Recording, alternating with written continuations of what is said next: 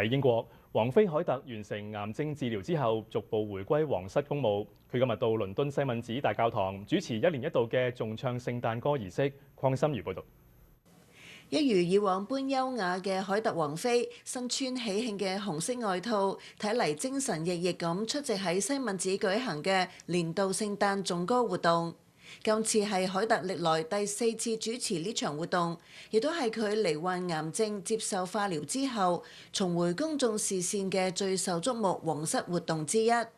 凱特丈夫王儲威廉亦都帶同3名子女出席呢場皇室盛事，公眾目光同傳媒焦點都落喺王儲一家身上。今年嘅聖誕頌歌活動主題係感恩彼此之間嘅支持，尤其係喺經歷困難時期，呢個主題特別引起王儲一家嘅共鳴，因為父王查理斯同凱特今年相繼罹患癌症，2024年對皇室家庭嚟講係難熬嘅一年。42歲嘅凱特喺寫俾1600名受邀來賓嘅信中，指愛係大家互贈嘅最佳禮物，指聖誕節不但係慶祝嘅時候，亦都係反思同緩解生活壓力嘅時刻。佢並重提有關愛與同理心嘅重要性。